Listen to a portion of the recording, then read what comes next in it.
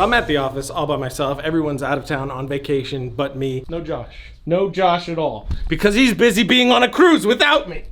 F you, Josh. F you, Josh. That's probably expensive. I'll leave that. And we had an episode planned for today, but it has to be pushed to next week. So now I'm just here by myself trying to figure out how to give you guys an episode. F you, Josh. So since there's no one to do an episode with, instead of leaving with nothing, I'm grabbing segments from some old episodes that I really dig, talking about shooting at night. We're gonna show that today because I don't even know why I'm walking around the office, to be honest. I could have shot this at my desk, but it feels free. There's no one here! But let's get to the first one. This one is shooting an outside scene indoors with a set extension without a green screen. Logo. Hi, you're back. Missed you. So we have this shot, which originally looked like this. And if we move back even further, looked like this. We got this effect by buying some brick-faced wood panels from Home Depot, which we got for about 25 bucks a piece, and we just needed 2 of them. We secured those to the wall temporarily with gaff tape, because gaff tape. Then we blacked out the background and lit our scene, which was just a hard light behind Josh to create that shaft. Stop.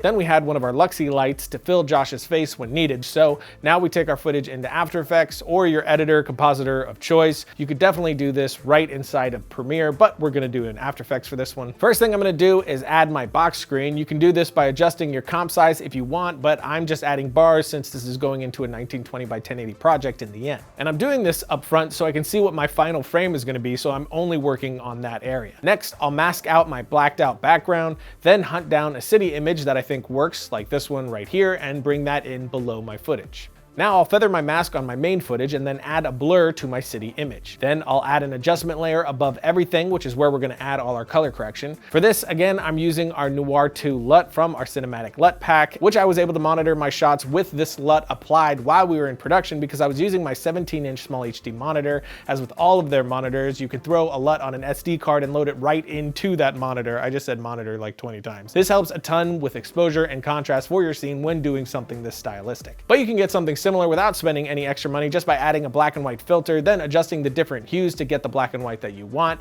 and adding grain. Most software has the ability to add grain or noise built into it, so just throw that on. After that, I'll add another instance of Lumetri or Levels or Curves plugin to push the contrast a little bit more, and now it's looking good, but the city is standing out a bit too much, so I'll add a black solid above it and below our main footage, and then drop the opacity down to about 40%. Then I'll add another black solid and mask to come off the bricks just a touch, then feather like crazy and drop the opacity to about 20%. This will add a nice feathering into the background. And that's it, our highly stylized film noir shot. Again, a huge aspect in getting a shot like this to work correctly is the angle of light and the wardrobe our talent is wearing. Selling any image is about every ingredient. Slack on any of them and the whole thing crashes.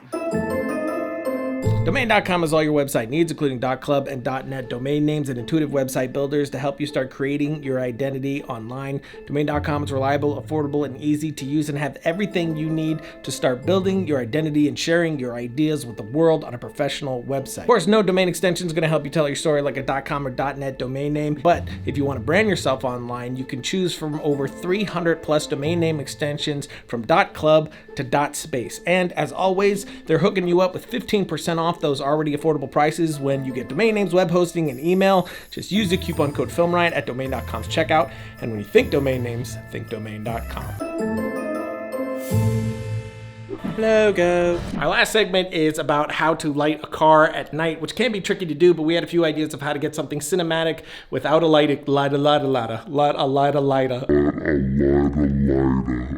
gear. Anyway, here it is. Logo. So now we do this, lighting a car at night, which we're just gonna look at one style choice for this, which was the way that I saw this scene. But you could take these general ideas and build out whatever final look that best suits your film. But the inside of a car shot is always a bit tough. Even during the day, if the light outside isn't just right, balancing everything can be a real pain. But I've always found night shots like this to be even more difficult.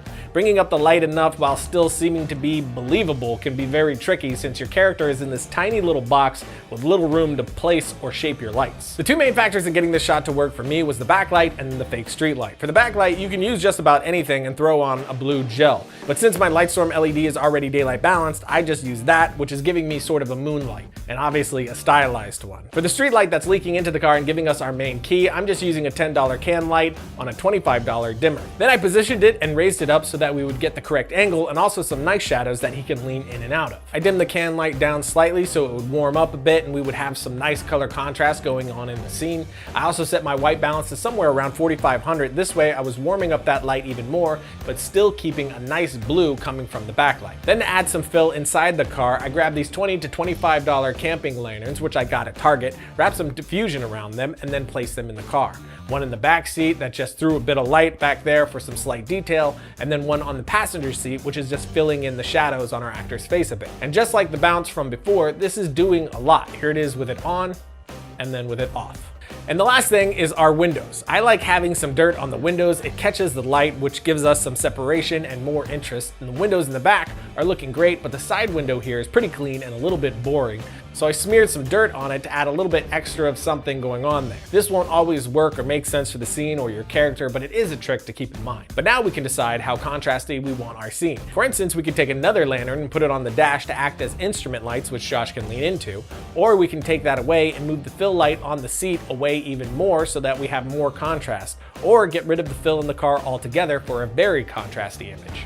There are tons of choices that you can make to completely change the look and feel of this type of shot, including moving where you put your street light and backlight.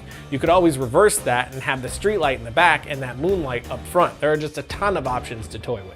Logo. So that's it for today, and as you can see, not even Eris is here, who does our show Variant, and his office looks like a toy store, threw up. But everybody will be back soon, and we'll be back to business as usual. Next week, we have a very cool episode planned for you, which we just went out way south, drove 5 hours to do. It's going to be a lot of fun, so definitely come back from that. And until next time, I say that on Monday. The silver moon is shining, but I'm alone and crying 'cause you're far away from me. The stars above are twinkling, but I just sit here thinking how sad you're not.